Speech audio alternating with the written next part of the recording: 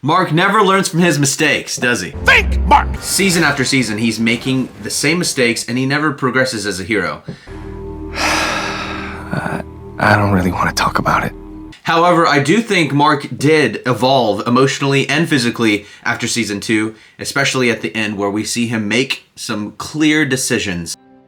So if anyone else ever puts my family or anyone I love at risk,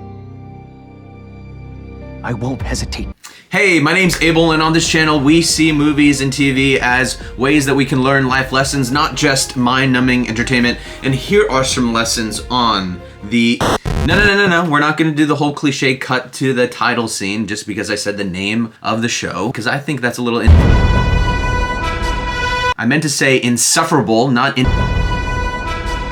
Okay, I'm just trolling myself and you right now. But on a serious note, have you ever tried so hard to change and become something more, and you just don't find the strength or motivation to do it? Trust me, as a guy who just turned in his taxes, I understand a thing or two about procrastination and not taking action whenever I feel like I need to.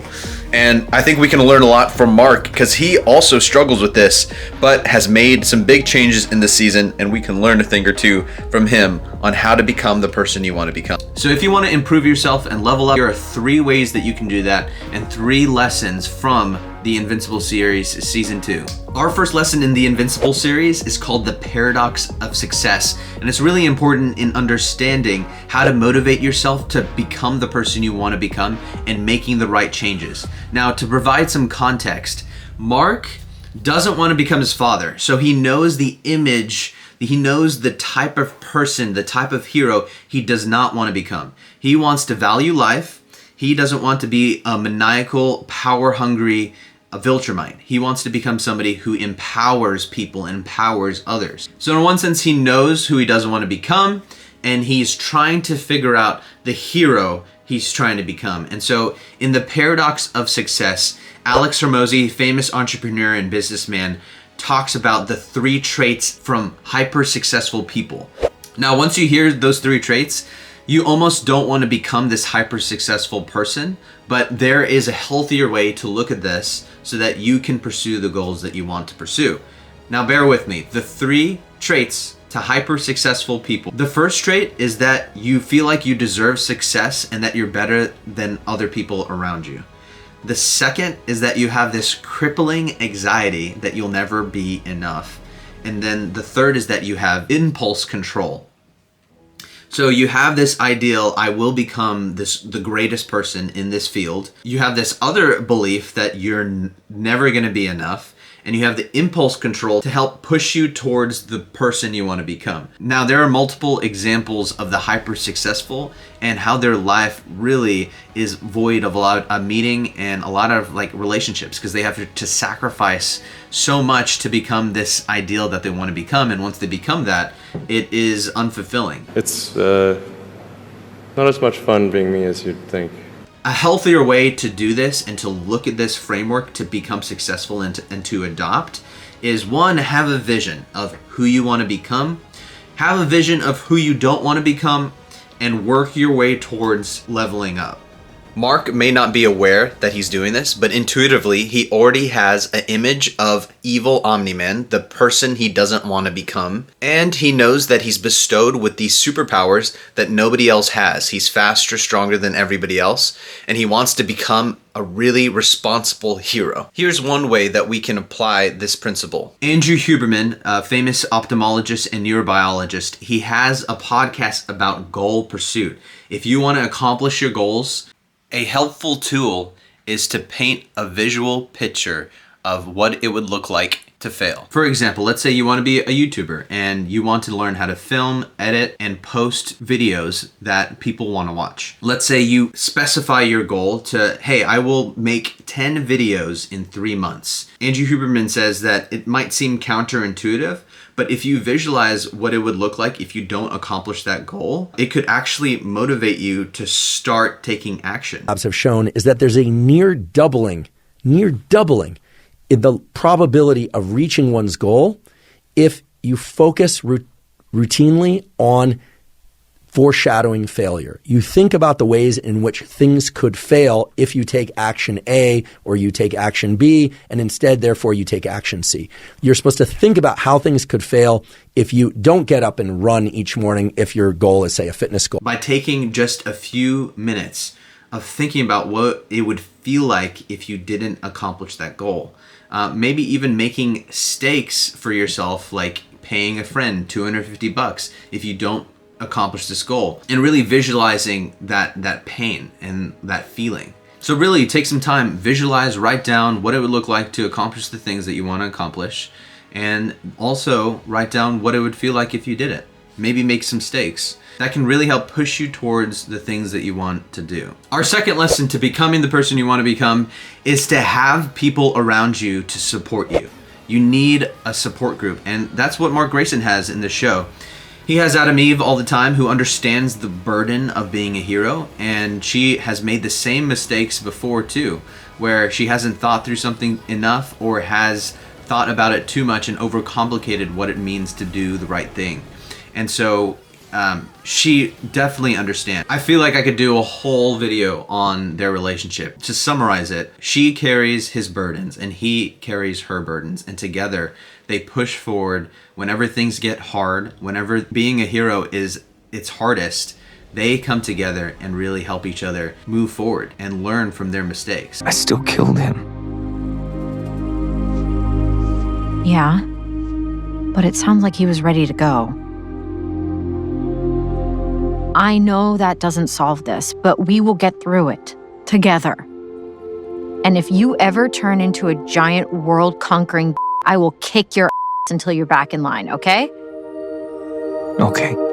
If you promise to do the same for me. You'd never do something like... Deal.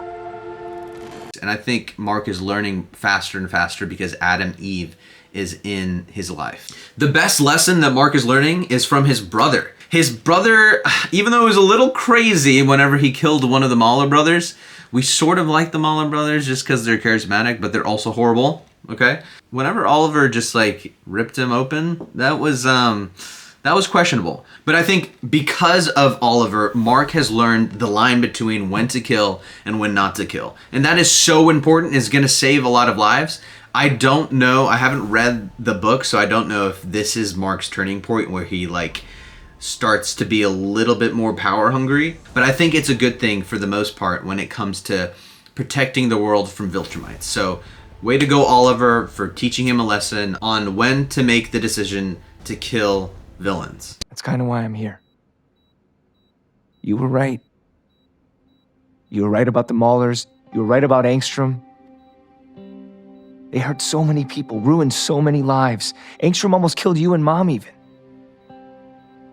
So if anyone else ever puts my family or anyone I love at risk, I won't hesitate to kill them. So Mark is surrounding himself with people who help him become the person he wants to become. The old adage is you become the people who you surround yourself with, because you hear their thoughts, you see how they live their life, and it informs you on what you need to do. Really, a lot of times there are people who don't really understand your drive and the things you want to accomplish and your goals, and it's hard to find those people to surround yourself with. There's always a solution, and the solution to that is get books of people who have done the thing you want to do. Start listening to podcasts of really high-level thinkers and surround yourself with the words and the actions and the things that they do so that it can inform you about what you need to do. We are very lucky to have access to all of these different resources that can help inform us on becoming the people we want to become. There's also Facebook groups, online groups that you can find that pushes you further. The last lesson that Mark really hasn't realized yet is that he needs to take time to reflect. So take time for reflection very often. Mark is just on the go, trying to save the next person. And really, he has this burden on him. He has these superpowers. He's always called on by Cecil. And he never really takes time to sit down and reflect on the person he wants to become and, do some course correction as well.